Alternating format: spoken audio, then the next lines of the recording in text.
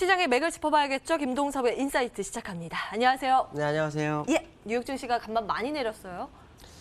많이 내리죠, 요 근래에 비해서는. 예. 근데 예측됐던 부분 중에 하나가 뭐냐면 홍콩 인권법이 미국 시장을 발목을 잡을 수 있다라는 얘기를 좀 많이 했었죠. 아시겠지만 이제 무역협상 1단계가 거의 다 왔는데 특히 가장 핵심 키포인트 지적재산권에 대한 규제 강화 얘기까지 나왔던 중국 입장에서 홍콩 인권법이 굉장히 뼈아팠다. 막 그 표현을 제가 써드렸잖아요. 그런데 어저께 미국에서 약간 서두르는 발언을 했죠. 15일, 그러니까 12월 15일까지 1단계 합의가 없으면 관세를 부과하겠다.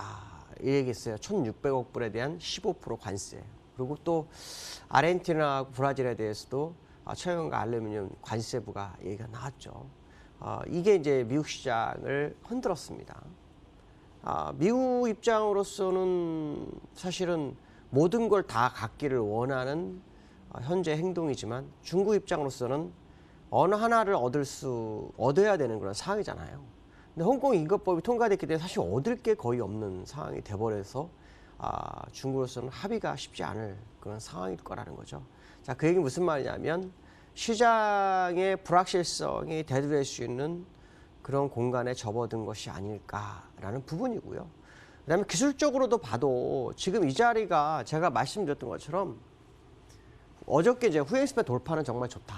그러나 연장선을 돌파하지 않으면 무의미하다. 이런 표현을 썼잖아요. 그 지점에서 바로 음봉이 나왔어요. 월봉상으로 이달에 어떤 캔들이 나올지는 모르겠지만 15일이라고 시간을 줬는데 그때까지 시장은 기대 심리를 가질지 일단 관망 분위기가 날지 아마 생각을 할 것 같습니다. 제가 볼 때는 관망 분위기가 굉장히 크겠죠. 왜냐하면 오랫동안 협상이 진행됐고 결과를 보려는 시점에서 홍콩 인권법이 시장에 대두됐고 그것이 시장을 약간 흔드는 그런 상황이라 한다면 그 관망 모드가 진행될 확률이 높다. 그런데 15일 이후의 움직임을 아마 관측하겠죠. 그렇다면 그 사이에는 어떻게 될까요? 일단 분산을 할 확률이 굉장히 높죠. 리스크 관리가 시장에서 들어올 확률이 높다라는 생각을 한 번쯤 해봐야 될 것 같다. 어쨌든 홍콩 인권법을 조금 요령을 펴서 시간을 딜레이 쳐서 했으면 좋았을 것을 너무 빨리 진행하는 바람에 무역의 협상에 대한 부분에 불확실성이 굉장히 커진 것이 좀 안 좋은 상황이다라고 보셔야 될 것 같고요. 두 번째로는 이제 중국이 어저께 살짝 반등을 줬어요. 살짝 반등을 줬었는데 큰 반등은 아니었죠. 근데 이제 PMI, 제조업 PMI 지수가 작년 4월, 그러니까 작년 4월부터 계속 안 좋았어요. 그래서 50 밑에 있었거든요. 50이 넘어야 확장세라 그러고 50 미치면 이제 수축 국면이라고 하잖아요. 근데 50.2가 나왔어요. 그래서 중국 경기가 저점을 통과하는 걸까라는 이제 생각을 하는 것 같습니다. 근데 요 근래 중국에서 달러가 부족해서 우리나라에서 달러를 가져가는 거 보면은 꼭 그런 것만은 아닌 것 같다라는 생각이 좀 들고 있습니다. 그래서 저점에 대한 생각을 시장에서는 계속 의미를 부여하고 있는 것이 사실이지만 현실적으로 그런 상황은 아닐 수 있겠다는 생각을 합니다. 왜냐하면 지금 중국에서 내년도 GDP 성장률이 6%가 깨질 확률을 거의 한 80%, 90%를 보거든요. 그 상태에서 제조업 PMI가 개선됐다? 이건 뭐 약간 엇박자의 지표다라고 보시면 될 것 같습니다. 그래서 좀 더 지켜보는 전략이 좋고요. 다만 이제 기술적으로는 정말 잘 견디고 있습니다. 여기서 무너지면 뭐 거의 나락인데요. 여기서 잘 버티고 있다는 것은 시장이 어떤 지표라든가 이런 걸로 기대감을 부각시키기엔 딱 좋은 상황이 아닌가 뭐 이런 생각을 해봐야 될 것 같고요. 세 번째로는 이제 우리나라 시장에 대해서 좀 얘기가 굉장히 많아요. 물론 뭐 얼마 전에 제가 이제 골드만삭스가 우리나라 비중 확대, 그때 요즘에 또 다른 그 외국계에서 다 비중 확대를 얘기해요. 근데 한국 경제가 연 성장률이 2% 달성이 굉장히 위태롭다는 게 지금 시장에서 많이 나오잖아요. 근데 재미난 것은 뭐냐면 이게 우리나라 과거 1954년도 그때 이후로 처음이라는 거죠.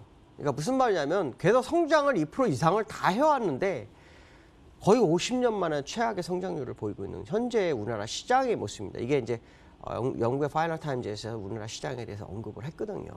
자, 이런 부분을 본다면 지금 국내 시장에 대해서 굉장히 긍정적 마인드를 갖는 것 자체가 정말 부담스러운 거죠. 특히 오늘 GDP 인플레이션 나온 거 보시면 굉장히 최악으로 나오고 있는 상황이거든요.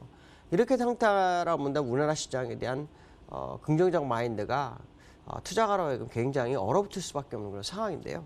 기술적으로 어떻게 제가 아마 그런 말씀 드렸어요. 60일선 그냥 지나갈 수 있다.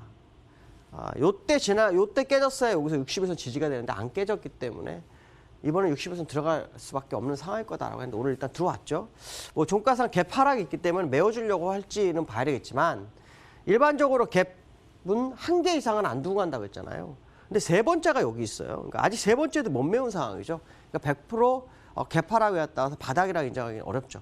갭 하락이 2개 정도 나오는지를 확인해 보실 필요성이 있다라고 말씀드릴 수 있을 것 같습니다. 오늘 여기까지 하겠습니다. 감사합니다. 네, 시장공감태 오늘 준비된 순서는 여기까지입니다. 시장에 대해서 관세 이슈가 지속적으로 발목을 잡게 되네요. 중국에 대한 관세 부과 긴장감도 있었지만 여기에다 이번에는 브라질, 아르헨티나 이슈까지 시장에 발목을 잡고 있습니다. 참 눈치를 많이 봐야 하는 우리 시장 서럽습니다. 외국인들 현선물 양시장에서 매도 우위 기록하고 있는데요. 수급 상황 지속적으로 들여다보시면서 특히 총상위주 위주로 낙폭이 깊습니다. 리스크 관리 철저히 하시기 바라겠습니다. 오늘도 함께해 주신 여러분 고맙습니다.